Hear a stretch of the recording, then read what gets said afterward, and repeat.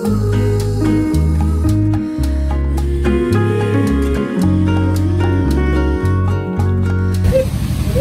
কোনো অনুভূতি নেই। বিয়ে কি আমি করতেছি যে আমার কোনো অনুভূতি থাকার তো কথা।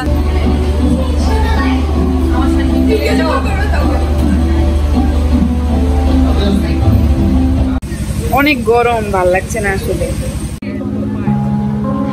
ফাইনালি অনুভূতি প্রকাশ পেয়েছে। যা করবেন করেন। তাহলে আপনি কেন করলেন? আমি এটা তো তখন বুঝতে পারে নাই, করার পর বুঝতে পেরেছে। এই জন্য তোমাকে অবশ্যই বিয়ে করতে হবে। কান্দে পড়িয়া বকা কান্দে।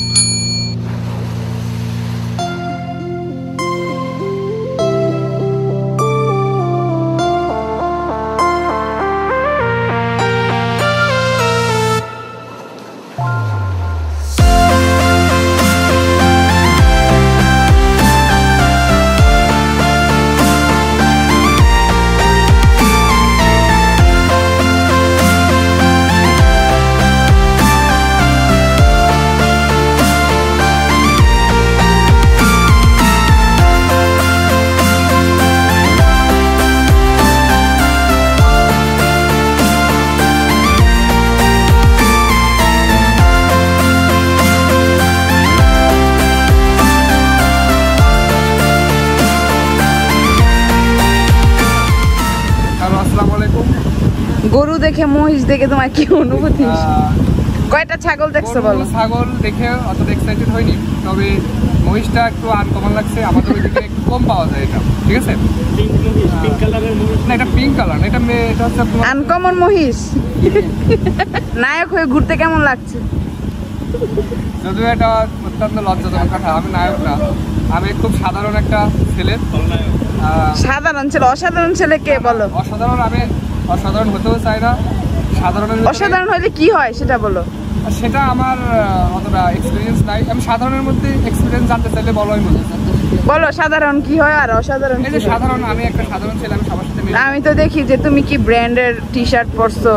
হ্যাঁ, তারপর শোনো, গায়ের জিনিস, শরীরের জিনিসগুলো, এটা তো আমার সাথে কখনো প্রতারণা করবে না। সুতরাং এইগুলো দামি পড়লে, এটা ব্র্যান্ড পড়লে ভালো। তোমার ইন্ট্রো নিয়ে আমার কেন জায়েদ খান মনে হচ্ছে। এই ব্যাপারে তোমার অনুভূতিটা বলো তো। না, জায়েদ খান কোনোভাবেই না, আমি হাস্যকর কিছু না। সবকিছু মিলে আলহামদুলিল্লাহ। তোমার ঘড়িটা কোন ব্র্যান্ডের বলো? রোলেক্স? না, সম্ভবত রোলেক্স না, এটা গিফটের তো, তবে খেয়াল করে দেখেছি।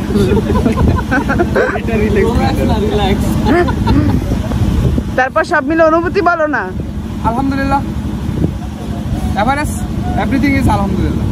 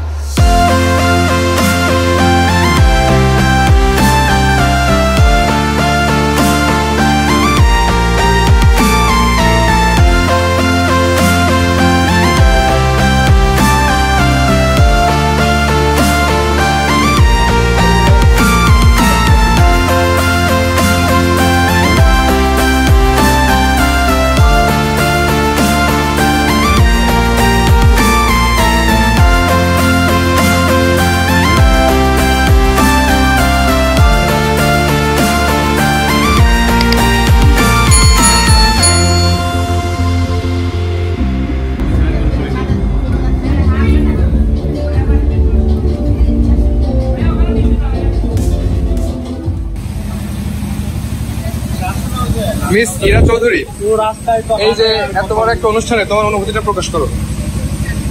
অনেক গরম, ভাল লাগছে না আসলে। কেমন হলে ভালো হতো? লেগেছি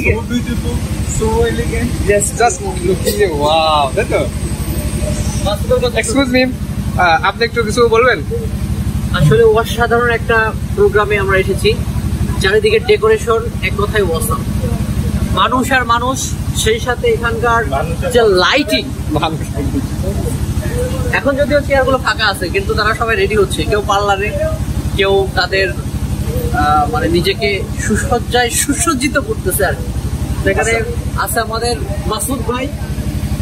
অনুভূতিটা কি? আচ্ছা, আপনার এই যে এত বড় একটা অনুষ্ঠান দেখে আপনার ভিতরে মানে আপনার জাস্ট রিয়েল যে অনুভূতিটা হচ্ছে সেটা একটু প্রকাশ করেন। খুবই আনন্দ লাগছে ভিতর থেকে আসলে, যে এত বড় অনুষ্ঠানের একটা অংশ হিসেবে আসছে এখানে। মূলত হচ্ছে প্রোগ্রামটা আমাদের নিয়েই, যদিও এখানে পুরো স্টেজটা এখনো পাকা, বাট প্রোগ্রাম রিসেন্টলি শুরু হবে। তো আশা করা যায় যে খুব ভালোভাবেই সম্পন্ন হবে, আমরা খুব ভালো এনজয় করতে পারবো, আর আপনারা আমাদের সাথে থাকুন। Thank you. আচ্ছা দেলোয়ার, তোমার কি অনুভূতি একটু বলো?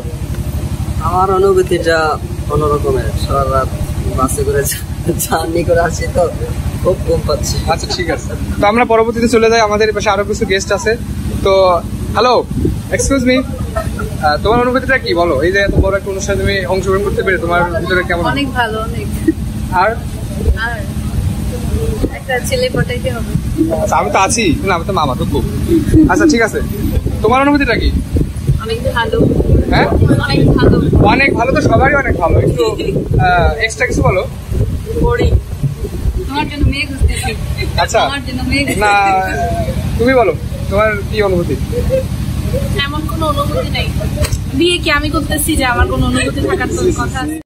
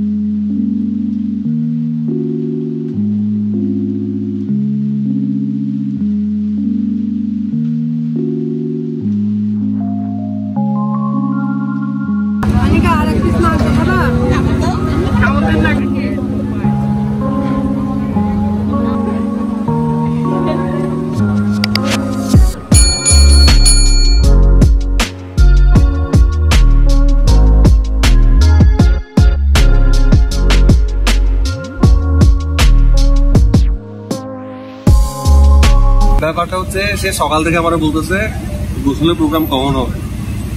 তা আমি বললাম 12টার পর হবে, এখন না 12টার পর, যেহেতু গেস্ট অনেক দূর থেকে জার্নি করে আসছে, তারা কিছুক্ষণ রেস্ট নেই। মানলো সব ঠিকঠাক। 12টা বাজে যখন তারা নখ দিলাম, তার আর সময় হয় না, সে বলছে আরেকটু পড়বো 2টার দিকে হবে। হ্যাঁ, তারপর তখন তো গয়নাগাটি বানানো হয় না, এই সপ্তাহে আমি একা একা গয়নাগাটি বানাইছি, এই জন্য তো আমি একটু সালামি বেশি পাইতেই পারি। এখন তোমার হাত স্লো, এটাকে আমার দোষ না আমাদের অপরাধ?